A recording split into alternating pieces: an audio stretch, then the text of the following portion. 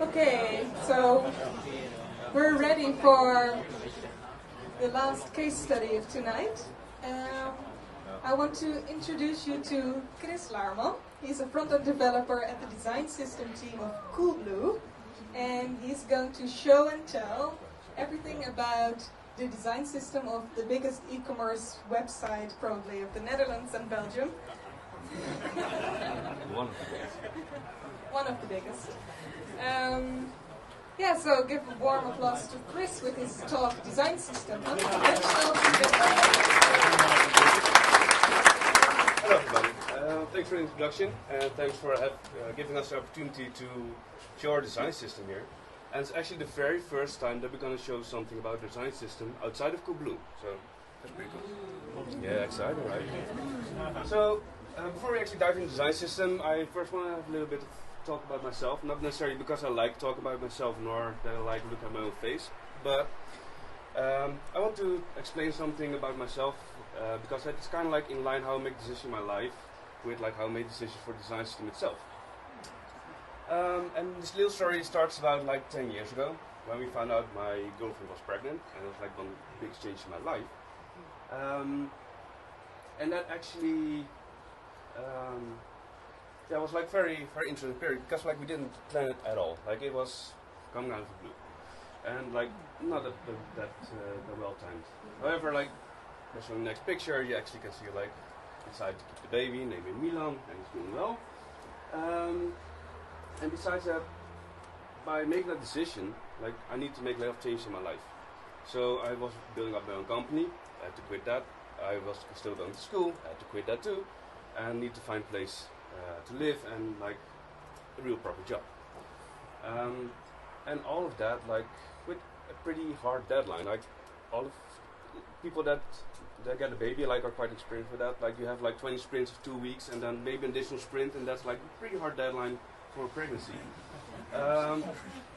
But like that's actually what I really like. I like to work under pressure because that forces me to make some like unconventional and creative solutions simply because I have to. And that's fine, but I still like need to actually get a job.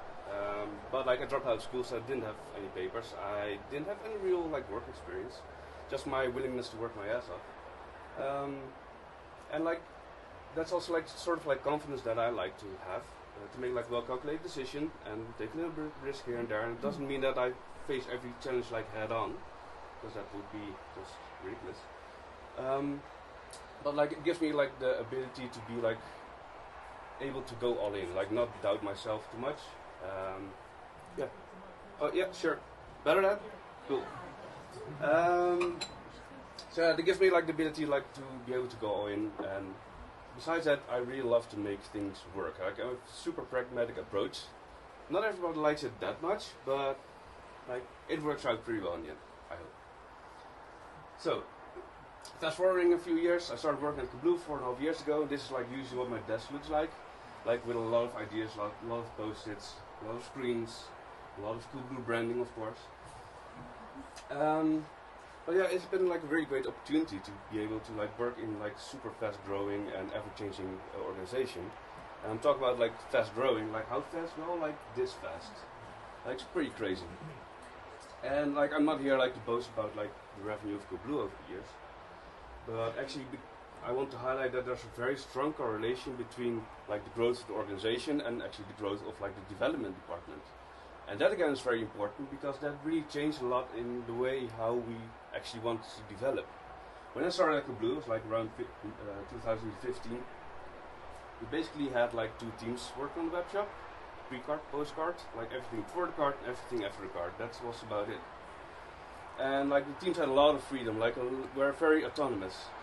And it works fine when you have 2 teams, but if you're going to scale it up to like 8-9 teams, that's going to cause like some problems here and there, because people are going to write a lot of code, people are going to create a lot of designs, and as we all know, with a lot of code, a lot of designs, for free we get a lot of bugs, right? And then like you start putting up one thread and like something else falls apart, and then you're going to fix that, and that actually breaks something else again. But a group of people actually started to take notice, and they were like, okay, we need to do something about this problem that we have at Coolblue. And they started working on a living style guide. And that was basically an external tool that just scraped some documentation of a code base, and voila, we had some documentation with some components, which worked pretty well in the beginning. However, like a few months in, the living style guide was actually more dead than living. So we kind of like figured out like this is not really gonna work for us. And this is actually where I got a bit involved in the whole project. And I basically asked them the question like, what if we don't use a tool at all? Like we've got a code base, like we can build right on top of that, right? That would be like the simplest way to do it. And I asked them like, would that actually be crazy to do? And they said yes, that's crazy to do. So I did what any sane person would do, and I actually started building it. I started on a Friday afternoon, and I just like hacked away the code base and just like see how far I can get in the weekend, right? And like the first screen that I popped out was like this one. Like it doesn't look that pretty yet, but it's just like a proof from like the technical point of view that we could actually pull it off. And like a few hours later, actually already evolved into this, which is like actually something with like multiple pages. We had navigation, it was still all hard coded, but it was just like proof of concept to be able to show to the company like, okay, I think we can actually do this. And like fast forwarding to about now, like this is how the design system kind of looks right now. There's like a lot more in it, a lot of components, utilities, and style stuff, and a lot. But for the story, I'm gonna stick to this one.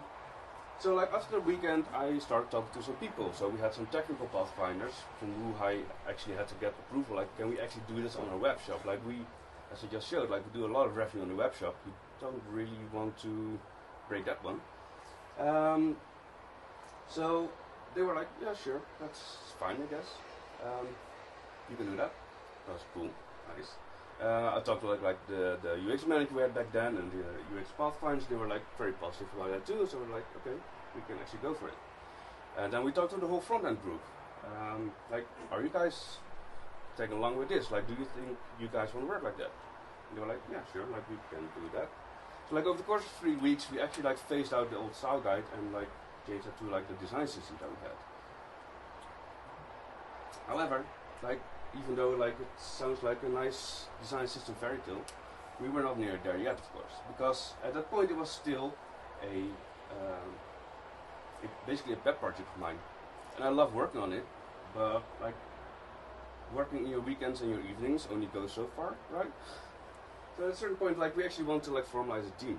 We actually wanted to be able to really focus on it and like make it our priority to actually do something with it. So we went to talk to like the head of technology, and he said like, yeah, well, it's pretty cool, I like the idea, but I think you should talk to the CEO. So we went to like CEO, and he's like, yeah, I like the idea, like go talk to the head of tech and get your approval. Like, all right, that's cool. That went like pretty smooth.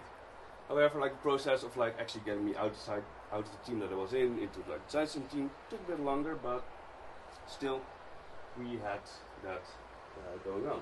And like the simple message is basically this. And like it sounds kind of unconventional, right? Just go talk to people. Like it's so simple. Just go talk to people and see what they think about it. And that's like the easy way actually to get your stuff done. Because like with design system, you're dealing with people a lot. So cool, like now we actually had something working and we had a team, but having a team actually also means that suddenly you have to like gather insights, you have to report on certain stuff, because if you're telling you're making progress, like how are you actually going to show that you are making progress? So that's when we started like gathering insights. And first of all, like the first priority was like, what do we actually have? Like I made a big list of all the components that we had in the code base and started like looking at like, okay, what is it actually, where it's being used, like how does it work, what's the difference between breakpoints, what should it actually do?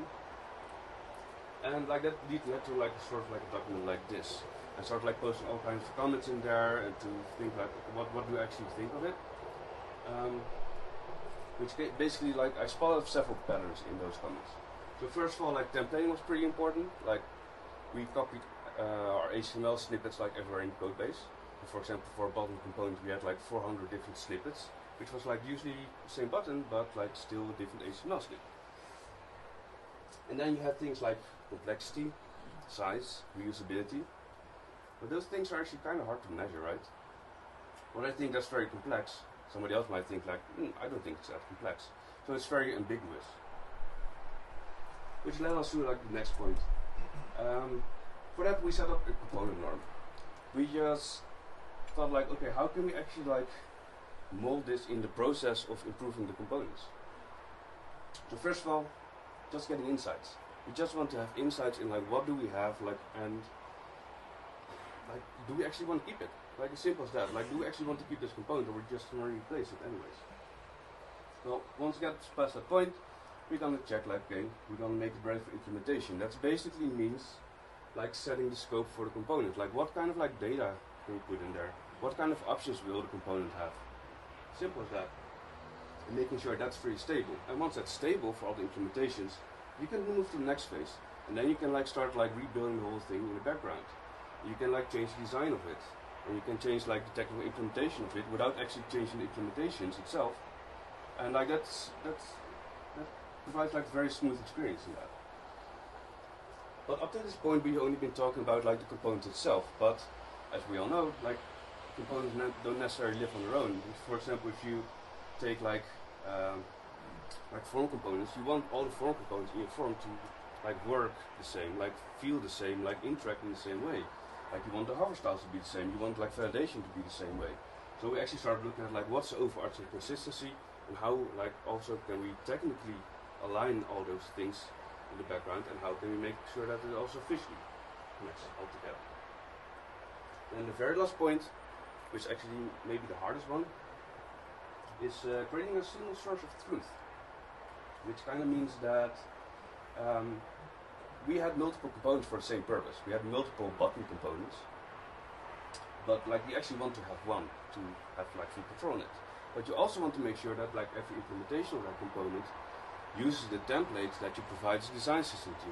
So if you change something, it's changed everywhere, and you don't have to like manually go through like all different implementation like parts of the code base to make sure it actually works. But if you look at, and this is actually like how it looks in the process. So we can actually report that month over month, just to check like how does the quality of our components is being improved. But look at that slide. How can we actually tell from this like what's the quality of this, the elements that are in there? Yeah, Ben knows, but Ben's a cheater, he's on my team. So for that, actually, we created a little browser plugin that allows you to do this. It basically creates like a heat map of your website, and that's based on like what level of component it is in your component norm, and like it gives a very visual way of like showing like what the quality is of your page of your website, and we can like quite easily redirect that to other teams too, so they can talk to their PO like, okay, this part of your website, or this part of your page that you're responsible for is pretty red. Like we can help you with that, but we can actually start improving that, and we can like target that. Red is bad, like the lowest quality norm. That's basically based on like the colors we can. But like now you have something to measure, you have your components and you have your team, but now you actually want people to start using it, right? That's like kind of like the most important thing. And that also kind of made us realize, and it has been like said before during this evening, a design system is basically more a change management tool than anything else. Like all technical challenges, all design challenges, they can all be overcome. Like there are enough tools and resources and articles out there to help you out with that, but like changing the way people work, that's actually the hard part. And again, like simply listen to people. Don't hear what they have to say and then do your own thing anyways. Actually listen to people, what they have to say, because they actually might be right. Right? It's like we are pretty confident we're building a design system, we have an idea how we want to do it, but they might actually have a point, because like we're pretty biased if you're working on the design system with the design system all day every day, but like some people might use it once a week or once a month, or just like in a single occurrence. And like even worse, you might be wrong. That can also be the case. To make sure that we actually were still on the right track, we hosted some feedback sessions. So we had multiple sessions where we had like a healthy mix of front-end developers, back-end developers, and UX designers together, and also with a mix of people who are like very fond of design system, not so very fond of design system, and kind of like neutral people. In those sessions we had some pretty bold statements to trigger people a bit, and let them have the conversations together, like, and they can share their experience, and we didn't really got involved in that. And it was like a very effective way to get feedback from the different people there. Basically, out of the 3 sessions, we had like 73 points of feedback, which is very valuable. Yeah, so like one of the things that people ran into, because like design system was kind of like going pretty successful, we had a lot of content in there. People found it hard to find stuff they were looking for. So for example, like we have a search functionality so people can actually find their component that they need. But also, like if you look at colors, for example, like yeah, sure, like you can have your whole color palette, but you can also see that we have background colors, border colors, icon colors, text colors, and stuff like that. But we also have a typography chapter, and there we also have the colors.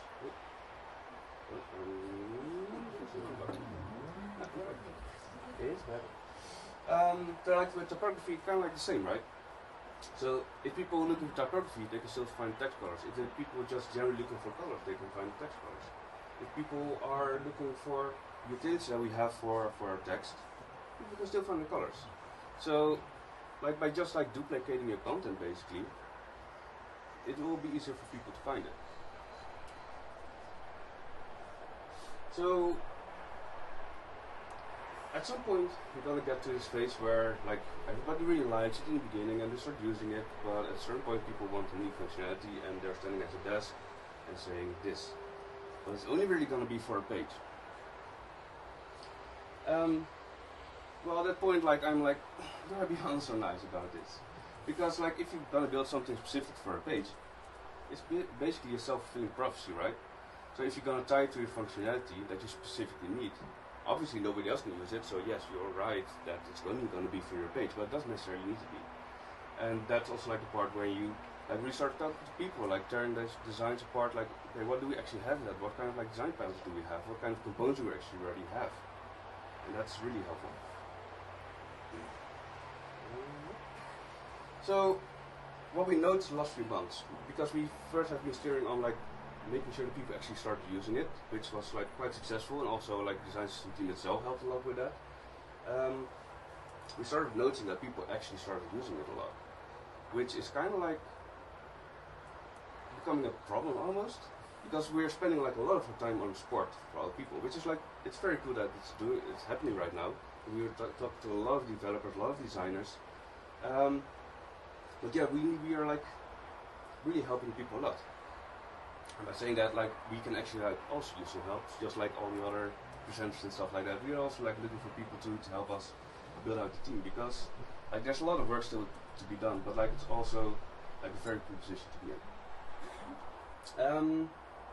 So something like this was also came across in the other presentations. Like when is the design system actually ready? And I also always like to answer that question with another question. It's like, when is your company ready? When is Coolblue ready? And hopefully the answer is never, and not like next month, because you might have some problems with your job security. But yeah, like a design system is a project. It's a product, not a project. Like project has a beginning and an end, and like a product will always be part of your company, and will always need to be like evolved over time. And with that, like I kind of like come to like the core values of Coolblue. So how we started with it. We just went for it. Like we started proof of concept, just ran with it, talked to a lot of people, and made sure like we could actually do it. And in that we made some unconventional choices. Like we are building it like right into the web shop. It's not necessarily like what people would have chosen as their first choice, and also might in the future cause some problems. But back then it was like, for me at least, the best decision to take to make sure we actually get started. And besides that, we want to be very flexible. Like I just said, like we are like being overwhelmed with providing support, which means like we have to drop our own work from time to time. But like the first and foremost priority is being able to provide for the teams, because they are our customers. And just as like Coolblue is crazy for their customers, like we are also crazy for our customers, because that's basically why we exist with the design system team. Like without designers and developers, we wouldn't need it, and we wouldn't have it, and we'd have like different problems with it. But above all, probably the most important one is being friends. And being friends doesn't necessarily always mean that you have to be nice to each other, but you have to be honest. And with that, like, you can have an actual good talk together, and sometimes maybe need a discussion, but afterwards, like, drink a beer together. That's very important. And with all of that combined, we can, like, simply amaze. Like, we can create an amazing design system, an amazing company, and like, really improve people's lives that work with design system. Thanks for listening.